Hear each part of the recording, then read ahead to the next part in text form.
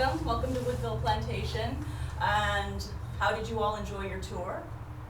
Okay, Yes. very good. Did you all have Harry? Yes, there you go. Yes, all right. So, well, hope you're enjoying your day here. My name is Tiffany. I'm site director here, and this is Kara Gordon. This is Laura Mason Lockard and Sally Nuckles. And we're all part of the Pittsburgh Historical Costume Society.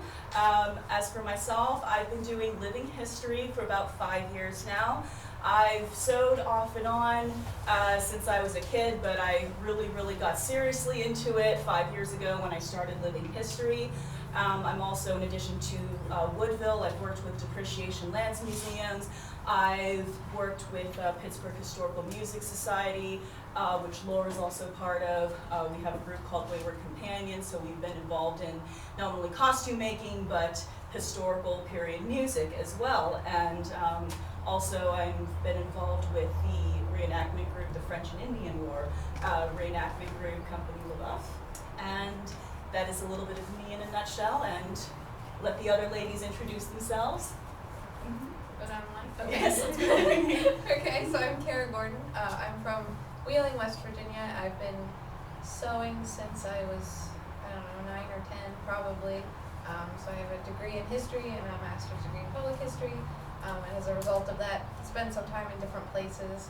One of which was, I actually spent a summer in the millinery shop in Colonial Williamsburg, which was a dream come true. It was very cool.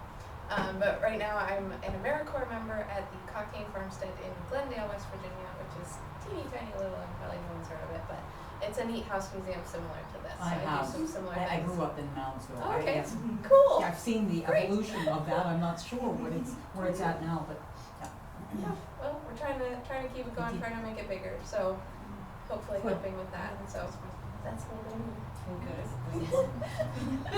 My name is Laura Mason Lockard, and I don't have any degrees or anything like this, but I've been making these clothes for well on a quarter of a century now. So you study it on your own enough, you do catch up.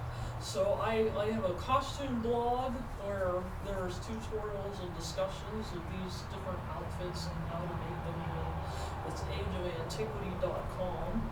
And I also write historical novels. And we do the historical music. So We do, yes. We're so pretty much obsessed. So there you go. Yes.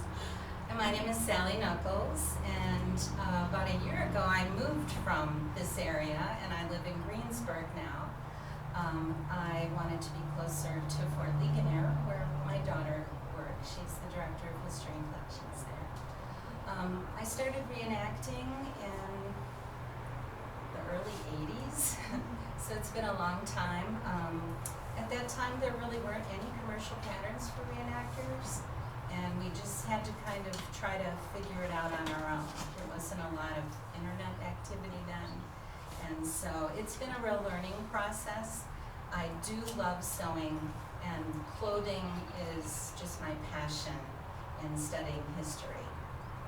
So today we're going to talk about children's clothing. Yes, because you hear so much about adult clothing, but not a whole lot about the children's clothing. So when we wanted to do a presentation on historical clothing, which we do here every year, at least nearly every year, Sally had the brilliant idea to, how about let's do children's clothing? And I jumped on that idea because, like I said, it's not really discussed a whole lot, but there are so many fascinating aspects of children's clothing. And one thing that I'm going to start out with today is just how does one research, whether it's for something like this or really anything, because anytime somebody does a presentation or anything like that, there's always at least somebody that wants to know, okay, well, how did you research this?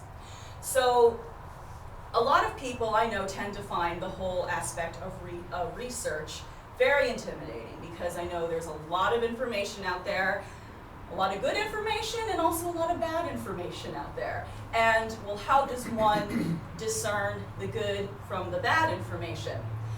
Well, a lot of very experienced researchers will say to only use primary sources, or at least or at least mostly primary sources. Now, what are primary sources? Well, primary sources are basically resources pretty much straight from the horse's mouth, if you will. It's a journal, it's a diary, it's a painting, it's an advertisement, it's something that was produced back during the given time period that you are trying to research. So for something, for instance, such as children's clothing or clothing in general, you would first want to start by researching pictures. Now, of course, you would want to first look up the date. You would want to, and also the internet is a good source, but you want to kind of go beyond the internet as well. I do know some people that, they absolutely refuse to use the internet. I understand where they're coming from, but I don't totally agree with that, because I do think that there are a lot of good, good people with blogs and such on the internet that can point you in a good direction. But you do want to use as many primary sources as possible. And then after you get your pictures, you then want to maybe look up something such as a swatch book, or perhaps, try to find an actual document that maybe documents, what a certain person that you might be researching would have been wearing. Now, a couple other sources that you can maybe use are secondary and third sources.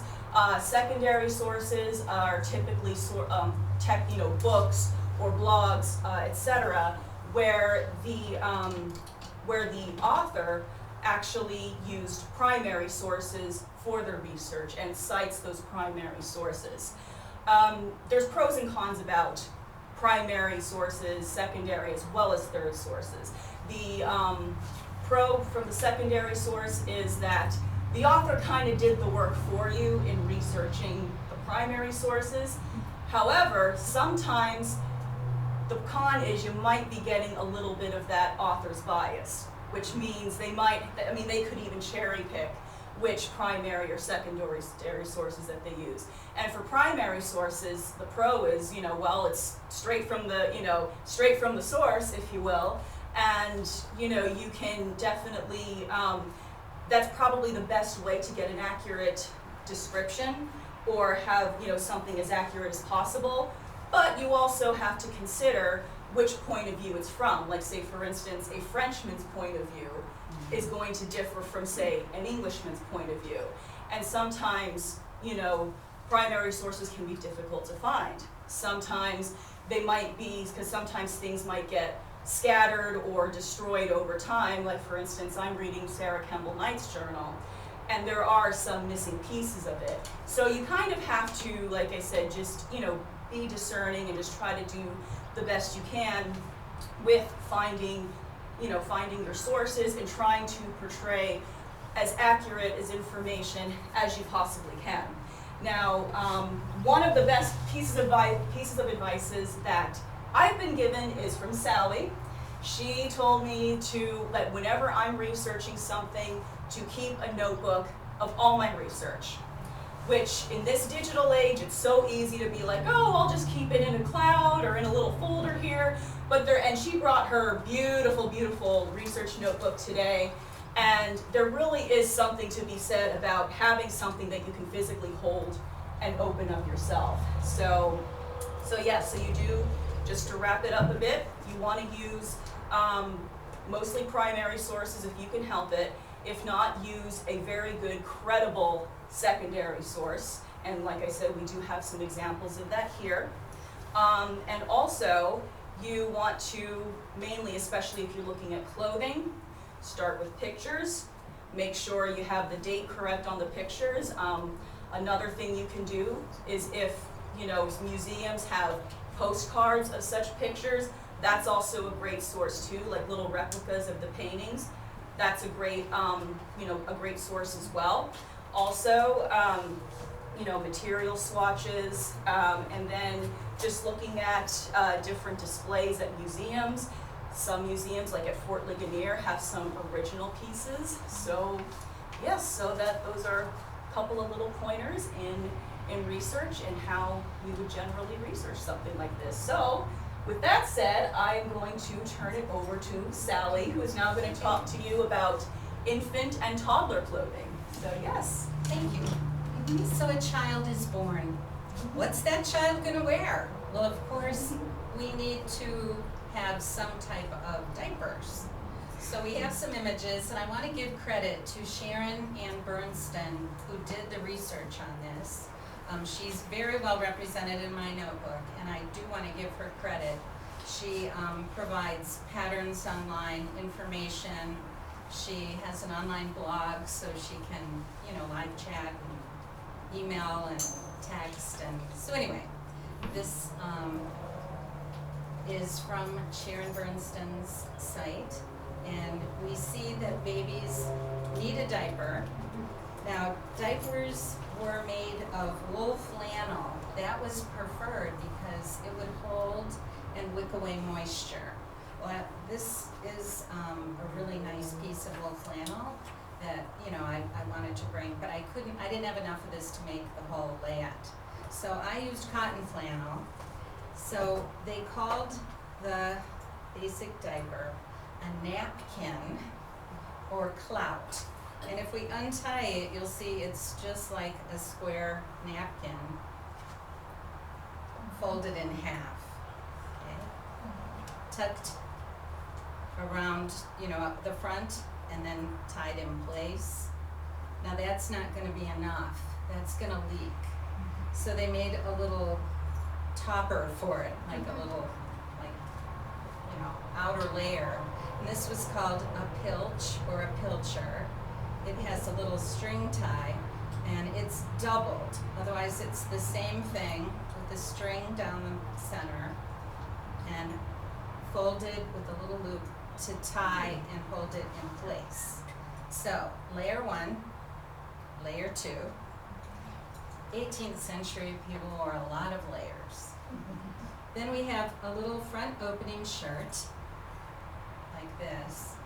And when we were first talking about doing this, Laura went into her attic and found family pieces, and she had a little woolen top just like this that who did that belong to? People and mothers. Yeah, so Probably from the 30s. So yeah, and I think that my mother might have had some things like this saved too.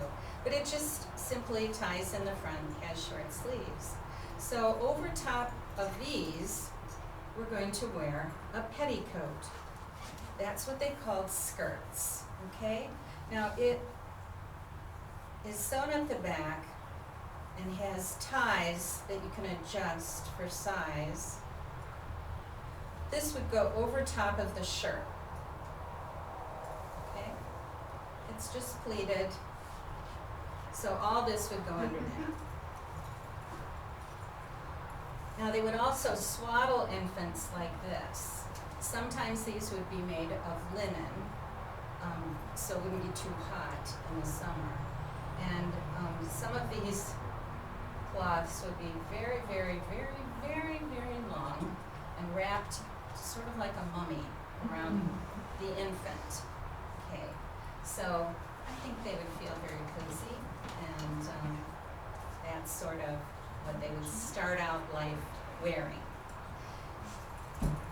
So that child gets a little bigger, right? These are a pair of infant stays. Stays are kind of like what we would call a corset nowadays. My first girdle. I think all of us are wearing stays here today. We know adults wear stays. Very good. Well, both boys and girls were put in little stays. These lace up the back.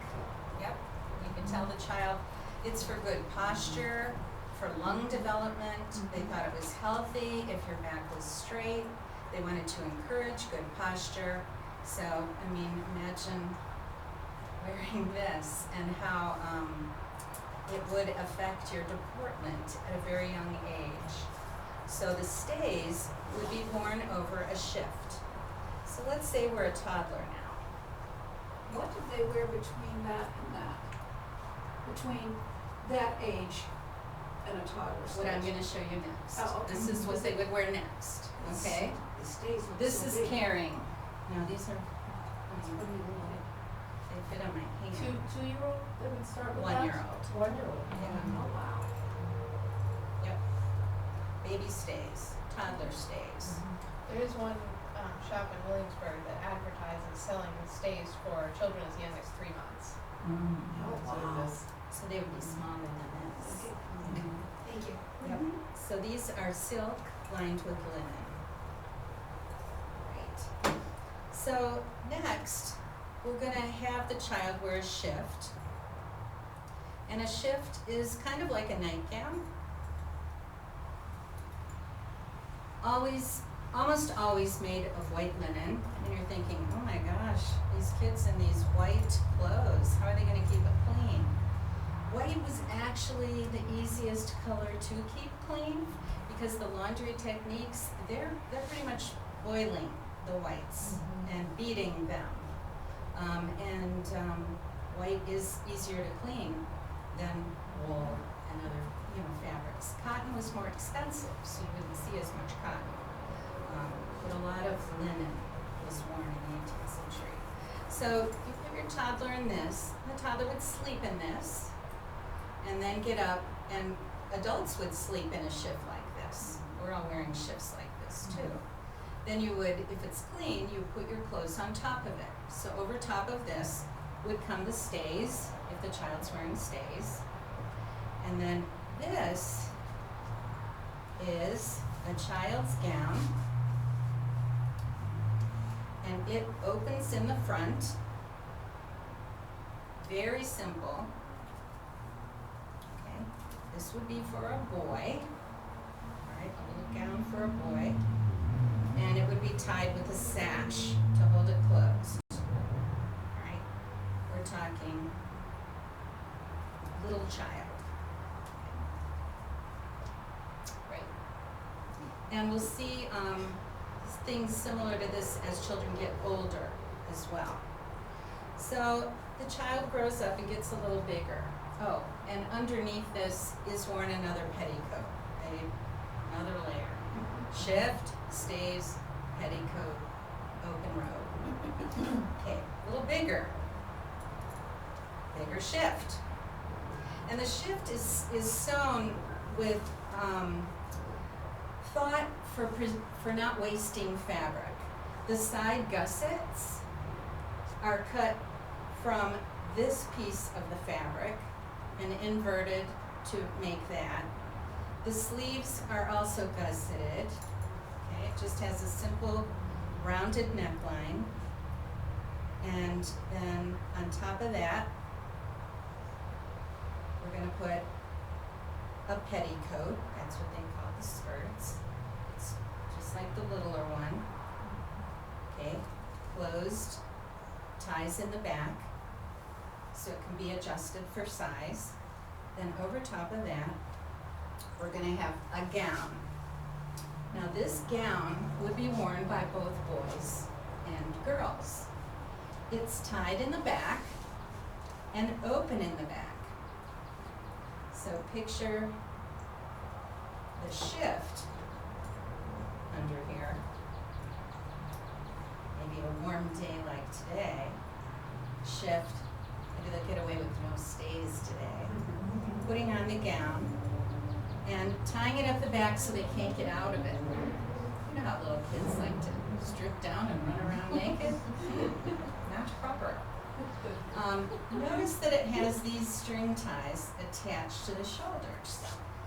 Those are leading lines, or kind of like hang on so they don't run away, or help them as they're learning to walk when they're just toddling.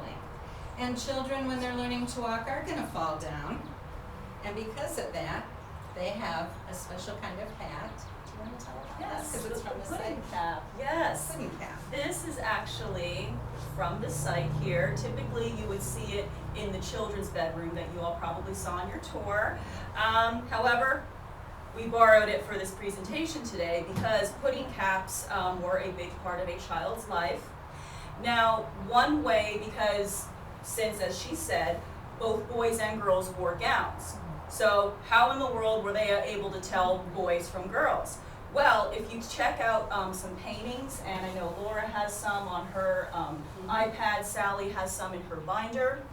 If you check out paintings of families or even two little kids together, the girls will always be wearing a cap, the boys will not. However, you might catch that little boy wearing a pudding cap, and what the pudding cap is, and little girls wore pudding caps too, because what this is when a child is first learning how to walk, and or even if they are already walking, when they're kind of toddling around, you know how children tend to not check and see where they're going. They tend to bump their head, or fall down. This would help cushion that child's fall in case they were to land on their head. Or if they were to be running around and bump their head on a table, this would cushion that child's, the impact of that child's My kids all needed that. collusion. My two little nephews could use it too. So, but if little boys would be wearing anything on their heads, it would be a pudding cap. So if you ever see these at history sites and are wondering what in the world they are, it's a pudding cap to help protect a child's head. Why do they call it pudding? So you don't get pudding-headed. Yes. That makes sense. Well, and the fontanelle is the soft spot on our skull, and they can feel that, so Mhm. they wanted to I protect. suggest you sell them in the nursing homes. Yes, perhaps. Another type of cap is just a little boy's cap like this. It's basically constructed of a linen tube, and then to hold the tube shut at the top, it's just tied with a silk ribbon. So real easy to make and easy to adjust on their head, just by folding it up around the edges. So, yeah, good points. Yes. To tell if boys and girls are wearing gowns, how do we tell them apart? It's often by what's on their head.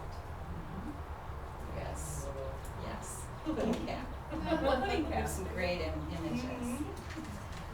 So as we get toward the end of the 18th century, like this site represents, we start seeing a transition in styles. Clothing for adults is becoming slimmer, and children's clothing is changing at the turn of the century as well. So I brought a sample of that. This is another little gown. It's open up the back, similar to this one, but you can see that now we have a high waist. It's sort of Jane Austen-ish, okay? High waist and puffier sleeves. I've put growth pleats in this so that as a child grows taller, they could let them out. The same thing would be true of this outer gown. And underneath would be worn the same old shift. All right. All right, well, thank you, Sally. And yes, now we'll turn it over to Kara. Okay. Alright, so I'm going to talk a little bit about slightly older children's clothing. So once children get a little bit older, they're not wearing the same things that they're wearing as babies or toddlers. And you may have heard people say that 18th century children were dressed like miniature adults. In some ways that's true, and in some ways that's not quite true. So they're wearing similar styles, similar silhouettes overall, but the garments are just slightly different and different in construction as well. And this even changes more over the course of the 18th century, as Sally was saying. So at the beginning of the 18th century, that miniature adult term is more or less true. In a lot of paintings, you'll see children dressed very stiffly, and they look like they're wearing adult clothing, but on smaller people. Yeah, like that one. But as the 18th century progresses, there's sort of a whole different attitude towards childhood and children. A lot of this is because of philosophers like John Locke and Jean-Jacques Rousseau. The Enlightenment philosophers are sort of changing what people are doing every day and how they're thinking about. Kids are not just there to be dressed stiffly and sit quietly. That maybe children do need to be allowed to run and play and wear comfortable clothes. So as they're getting a little bit older, their clothes are changing.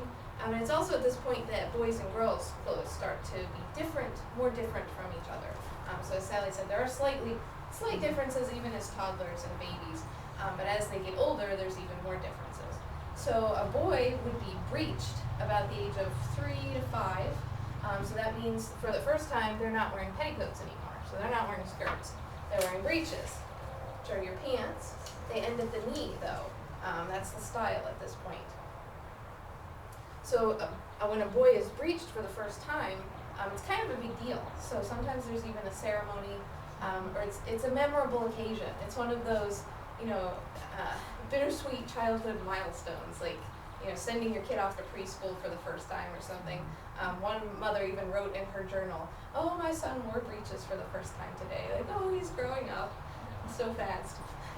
And so with those breeches, they're often wearing the other parts of an adult man's three-piece suit. So they'd be wearing a waistcoat or a vest, like that. And then they'd be wearing a coat as well. So something like this.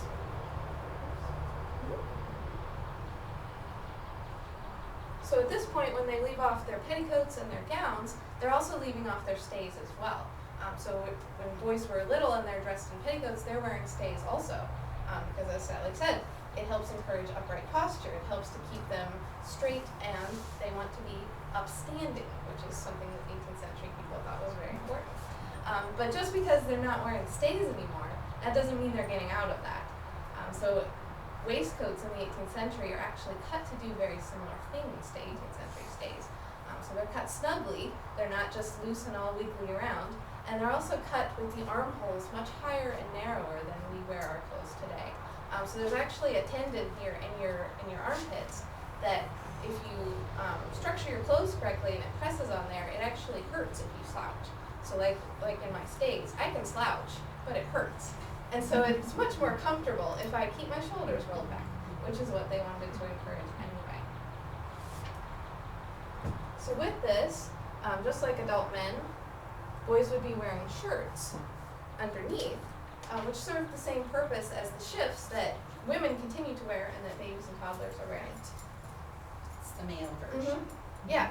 So it's meant as sleepwear. It's also meant as underwear. It lines your clothing so that your outer clothes don't get sweaty, because a lot of times they're difficult to wash. So you want to be changing this and cleaning this and not everything else that you're wearing. So boys are wearing shirts that are very similar to adult men's, and this is an adult man's shirt. But they're also sometimes wearing shirts that are have ruffled collars that are left open. So again, one of those things where children are being put into more comfortable clothing. So rather than having a collar that has to button all the way up and be worn with a stock or some other kind of neckwear, they're wearing looser, open-fronted shirts. And with this, boys' hats are mostly the same as adult men's hats. So this is called a cocked hat, with the 3 corners is very popular. But you'll also see a lot more young boys going bareheaded, a lot more than adult men. So that seems to be more acceptable for children to do that than for adults to do that. So girls, their clothing doesn't change quite as much as from when they're little to when they're adults. So young girls and young boys might wear this, which is called a frock. So it's a very simple dress. It's actually 2 big rectangles of fabric that's then pleated down to fit the bodice. It ties up in the back. Theoretically, you could then let out any of these tucks, and it'll get bigger. And it has, this one doesn't have tucks in the bottom, but it does have tucks in the sleeves, so you could let those out, and it would get bigger with the child. And this one, the way I have it set up right now, it's for a boy. How do I know that? What makes it for a boy? The color sash. No, wrong. Incorrect, would be nice. So in the 18th century, blue is actually not a boy's color.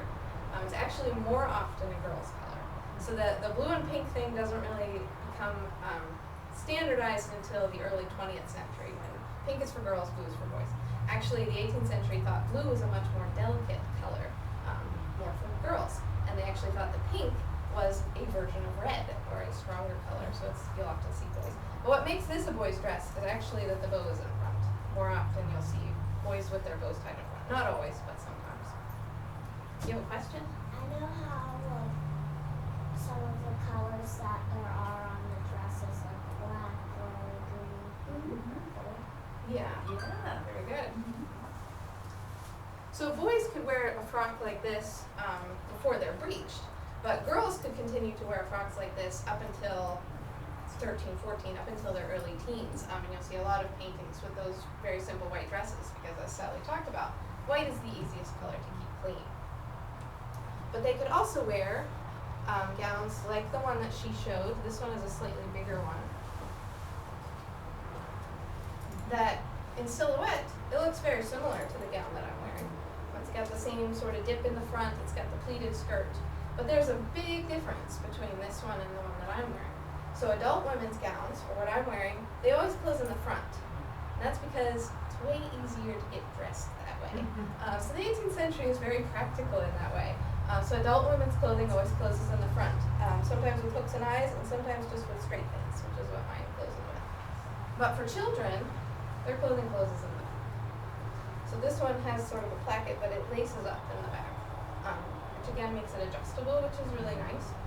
But it's also more difficult for them to get dressed themselves. So a girl of this size, theoretically, she could get dressed herself, but she can't because her dress laces in the back.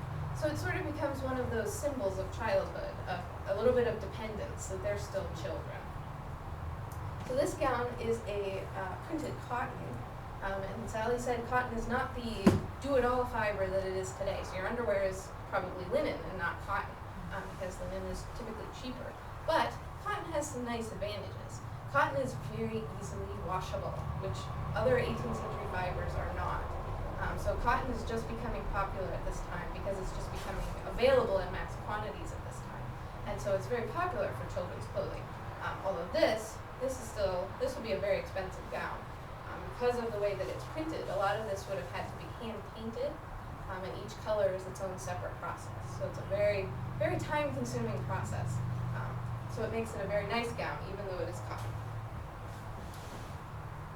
So with this, they're still wearing shifts, so like this one here, just like adult women and just like they will for the rest of their lives.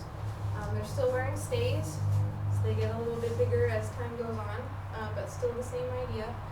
Meant to keep you standing up straight, and it makes your clothes fit a lot better because you have a smooth base to work on. They're also going to be wearing pockets underneath their clothes. So 18th century clothing is very practical in that way also. So women get pockets. As a matter of fact, they get huge pockets. So this is for a little kid, but mine is way bigger. But instead of sewing pockets into all of your clothes, because that's a lot of work, who needs that? We're just going to put slits in all of our clothes. So this skirt has a hole here, and you reach in and you're wearing your pocket underneath. So it's a very nice and practical thing. I feel like they value pockets more then than they do now. Exactly. These pants didn't have pockets. Uh-huh. They had pockets on the front. And you wish you had pockets. Yes, yes. They didn't have to carry oversized purses. If I buy They're something, it has half the pockets in my Yes. Yeah, if there's one thing you take away from this presentation, it's that there are certain things that 18th century people got that we are still struggling to work on. Like the pudding cap, that's brilliant. Yes. Pockets, that's a pretty smart thing, you know? Let me tell you something. My grandmother always had one of these, I call them nightgowns. Yeah, they're Shift. called. Yeah. She had a pocket on hers. And Never whenever seen she that. kept her money in there. Yeah. There you go. And Yeah, when this I asked is- Grandma, this is- she had a nickel. She raised up her powder dress and put it into her pocket. Oh, well, It's a we great don't story. quite have to do that, but it's still good for They pickpockets. eliminated Yes. Because that I mean, pocket. it takes me long enough to find my pocket. By the time a pickpocket did, I think I would know it. Yes. You'd know if there was somebody trying to reach in there. So that's what girls are wearing. They're also seen wearing caps a lot. So like adult women, they have their hair up and a cap over it. Keeps your hair neat and tidy and clean and all the junk and dirt out of it. If you're around a fire at all, it's great because your hair doesn't smell like smoke at the end of the day. So that's very practical. But again, you see a lot of girls going bareheaded as well. So as you get later on in the 18th century, it becomes common for younger girls to have their hair down and to even have bangs, which was called a fringe. And so that doesn't become popular for adults until much later in the 18th century. So this is what girls are wearing. I forgot, do we have a skeleton suit? No? Do we have- Yes. Okay, we have pictures? Okay. I forgot about the boys. So boys can be wearing breeches and the waistcoat and the coat and the whole three-piece suit, but later on, as we're getting to this looser idea of childhood, the skeleton suit also becomes popular. So it's a looser jacket that buttons, and it buttons onto looser pair of pants that don't always have the band at the knee, so they're loose and free-flowing. Sometimes they're even with full-length trousers, which is very different for the 18th century. So before this, trousers are always workwear. So farmers wear trousers, sailors wear trousers.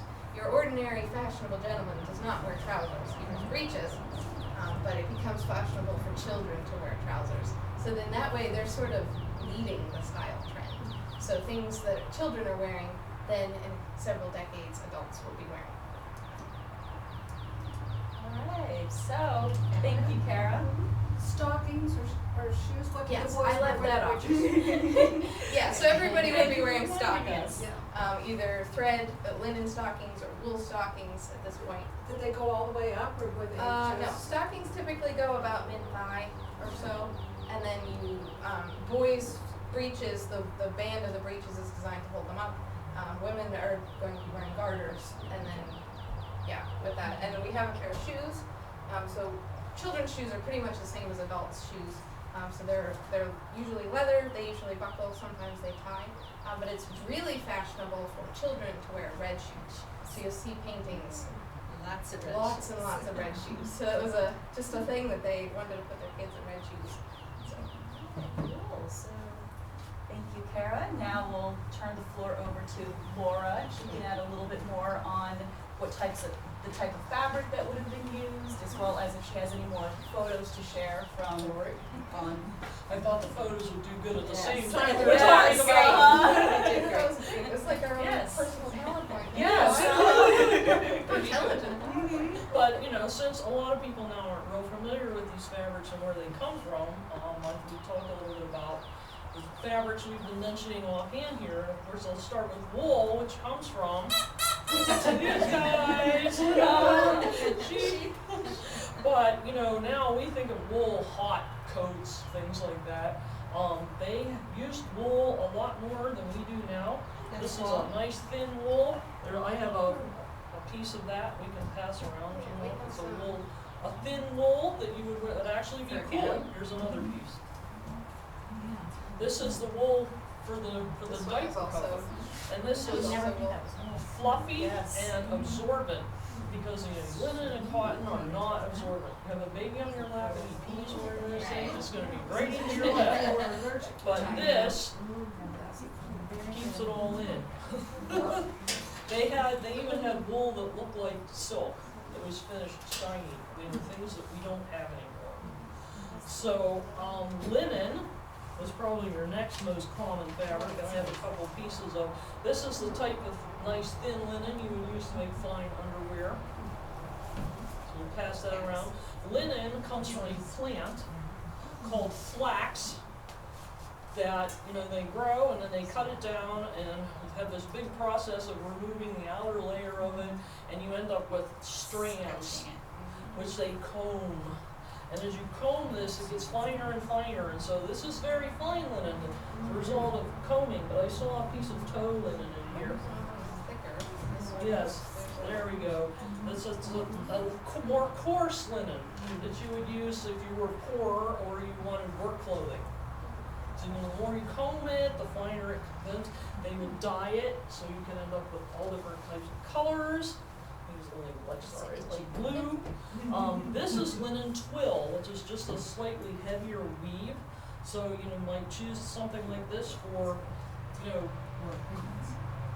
breeches for boys. That's a little tougher. It's harder to pass around the giant thing, but you're welcome to come up and there might be a little piece of that. Here we go. A little piece of that in the basket. And then cotton was a luxury fabric. So you see this little piece has lots of colors in it. It was far more work to put all of these colors into a piece of cotton. So like this piece has 2 colors. It would still be a little more expensive than some because the background color is dark, uses a lot of dye. So these guys can feel that cotton.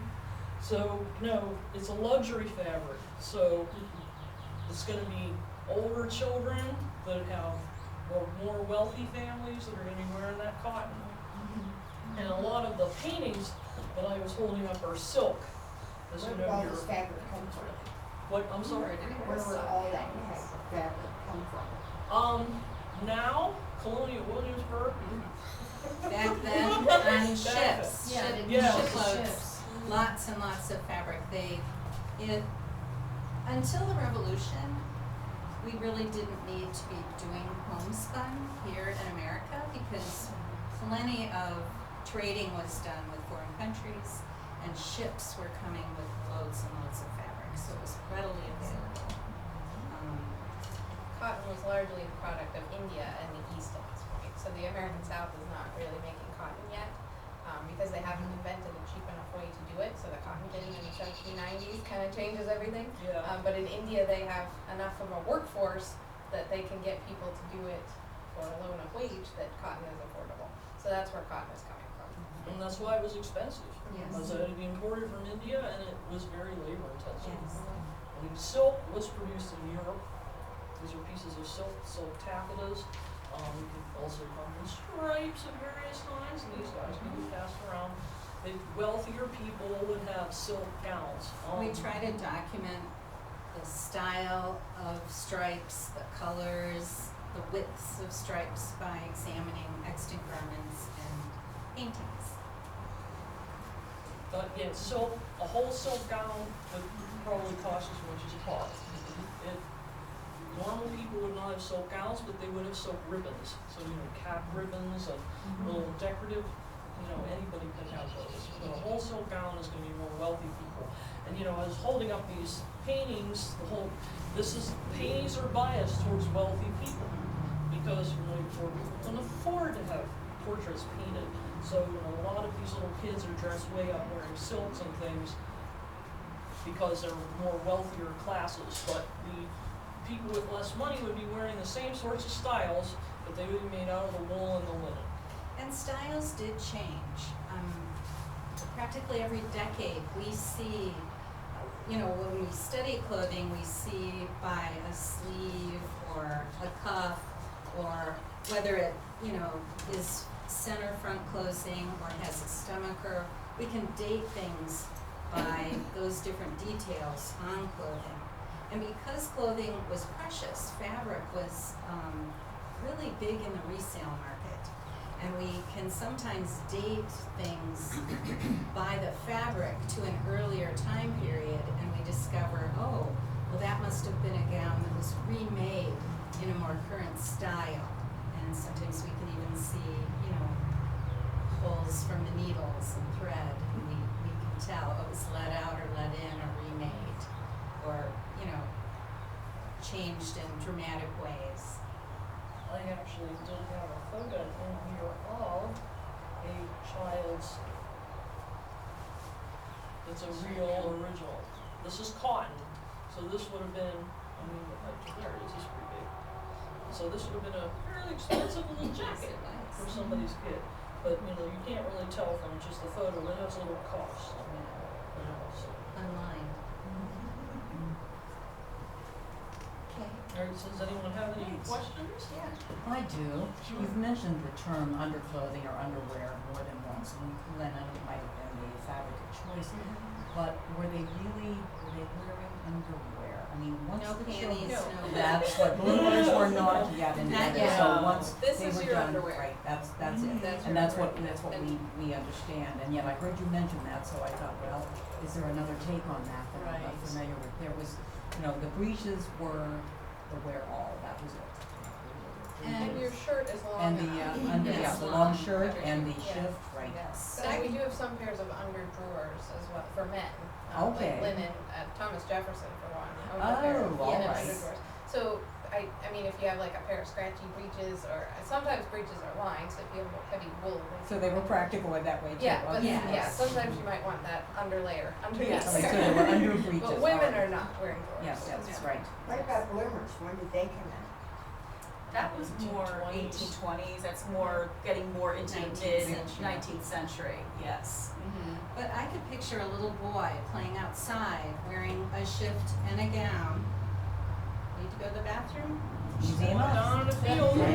Yeah, and a lot of, I said, so it varies when boys are breeched, and some of that is family preference, and some of that is practicality. So there's no zippers, there's no Velcro.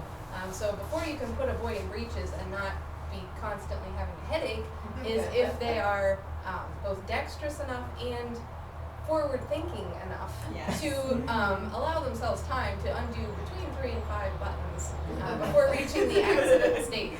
So, My 11-year-old wouldn't be ready yet. Yeah. Still runs to the well, bathroom. the fact that all his friends were wearing breeches and he was still in petticoats might provide a little bit of incentive. So that's another point, buttons on males, on the male clothing, but not on the female clothing. Exactly. And what's your understanding of that?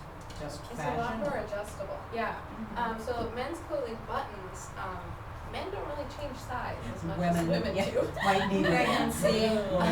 So when my gown pins, that means there's no fastenings in here. So I can overlap it 2 inches, I can overlap it half an inch, and it still fits me perfect.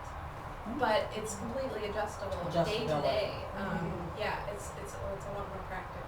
And our petticoats have like a waistband, a skinny waistband with long ties that we wrap around and tie in the back, and then take Right the back into the- piece right. and tie it in the front. So, I mean, that's very adjustable for size too. Okay, so I have sort of one of those like really practical questions. Since the women didn't wear what we think of as underwear, what about when they had their monthly? What I did was they just do? thinking. It's a hard thing to research. Right, I mean, yeah. nobody's writing that down really because it's just kind of common knowledge. Yeah, just probably something contrived. I mean, just whatever works. Something that ties around your Ties waist, around. and fabric. That's piece of where wool the tied old to dollar the saying wool. on the Exactly. rag. There you go. Yes. Yeah. So, Yes, totally, that's that- That it. was, And women wore multiple petticoats, layers and layers of petticoats, and it is possible to take your bottom petticoat and, you know, if it's real wide, pull the fabric up and tuck it in front so you kind of have something to Just hold catching, it. yeah. But like she Well, said, the we men- don't, the we men haven't would- found that the documentation. men would do that as well in order to be able to put the breeches on because The you men had had to that do, long shirt. you had to do something with the tail end of the Mhm. long shirt. Yeah, you want to protect your outer clothes, as Kara Yes. says. Yeah. The good stuff showing. You know, people are very judgmental. They can tell at a distance, you know, what you're wearing is kind of who you are. You didn't have the number of clothes like we had. Yeah, and there's really no such thing in the 18th century as permanent dye in a way that we would think of today. So to them, permanent dye is something that lasts, you know, a couple of years maybe, and then it has to be re-dyed. So you don't want to be washing your clothes for that reason either, because it's going to fade and the dye's going to be gone. Which is one thing that's great about the cotton is that everybody's saying, you can wash this stuff, and the color is still there. And so that's why they loved it. But that's another reason that you want to have plain things without dye in them underneath, and then keep your outer clothes. And the process was block printing or roller printing, so it was very labor intensive, as Kara said. They touch up with hand painting on some of these beautiful florals. So My mother has a wingback chair that looks just like that. Another question. Now, she has an everyday hat on. Now, you girls, both of you have very pretty hats on. When would they be worn? Yeah, I mean, it depends on the occasion. So wearing a cap at all is still not your most formal. So a woman's hair would always be dressed in the 18th century. So it's either styled well, like Laura's, or my hair may look like an absolute mess under this, and you have no idea because I just put a cap on. So it's kind of like, you know, throwing your hair up in a ponytail today. That's kind of the idea. But this one is certainly fancier. So it's what's called fashionable undress. So undress does not mean that you're not dressed. It's kind of like we today still use the term dressy. So dress wear is formal wear. So undress is your casual. So what we said, we agreed on today was we were going for 18th century business casual. Yes. So that's still kind of what this is. It's a little bit more fashionable. So, you know, maybe I have a job where I need to look fashionable, or, you know, am a wealthier person, but this is my everyday clothes. But it's still everyday wear. Would you wear that going visiting? Yeah. If it had lace, lace is money. Lace is all handmade, very, precious. So if you have lace on your cap or real lace, trim on a gown or whatever you're wearing, sleeve ruffles, then you're showing fanciness. Good question. Yes. She had a question earlier. What would the mothers wear when they were giving birth to their kids? Ooh, there you go. That's a good question. Okay, so maternity wear doesn't really exist in the 18th century. I mean, it kind of there's a few pieces we see that are specifically for that, but really the clothes that we're wearing all the time are pretty adjustable. So, like I said, my gown can be different sizes. You can loosen it a whole lot, or you can even make it so it doesn't close. If it gets to the point where it doesn't close anymore, I just pull my kerchief out and wear it over, and then you can't see the gap under there. Your petticoats can be adjustable different sizes, and you'll see women who are pregnant in pictures, they wear it up over, and so it actually is shorter in the front, and they didn't care. I mean, they're not going to make special skirts that are the right length for that. They just, this works. And another option that they had as far as undergarments went, like say when if a woman was pregnant, it's like sometimes instead of stays they would wear something called jumps. And jumps they're more like a vest. They're not. I have a pair. I didn't bring them today, but they're not typically not boned, or at least not boned as much. They're just more like a vest that you can tie. It still kind of helps you to keep like somewhat of a form, but like if say like she's like nursing or whatever, sometimes a pair of jumps might be a little bit more comfortable than say a pair of stays. Might be a little bit easier to maybe get out and nursing. Wow. Yeah. Than a pair of stays. So women, in that type of condition would have had, an option, and sometimes it was the woman's preference, but sometimes, they could have that option to wear either the stays or the jumps. So. There's also a looser garment called a bed gown that can be worn instead of a gown. So instead of a structured gown or short gowns, you see people wearing them a lot just to work in. But that could also be very practical for that because it's a much looser garment. Not as fashionable. Here's a mother nursing her baby. There are a fair number of paintings like this. They Yes. do not have the squeamishness about this. that we do. No. It's a fact of life. Yes. Wasn't It's how you considered. fed your baby. Wasn't really considered that taboo at all No. to see. It's a lot of boobs hanging out. If you look at Those are especially, okay. yes, 18th century painting, you will see a lot of, yeah. Elbows, not so much. Yes. They Cover thought those elbows were elbows. ugly, they always covered them all. All right, well, any other questions? Okay, well, once again, thank you all for coming out, and thank you to Sally, Laura, and Kara for also coming and sharing their knowledge. And definitely, we hope that you'll come back for some of our future events. We have a whole really cool schedule planned for this 2019 season. I'm also going to add too that Sally made these little sewing kits over here. They're only $5. They're basically, if you want to get started sewing, you can make a pin cushion. and a pin cushion is a great first project to Stick your tackle. pins in it. Yes. This is real sheep's wool, which I carded. That's for the stuffing. Keeps your needle sharp. Yes. Yes, so, if you're interested in maybe taking on a little sewing project or first learning how to sew, like I said, a pin cushion's a great place to start. Plus, she has a step-by-step instructions on how to do it. Everything's in there.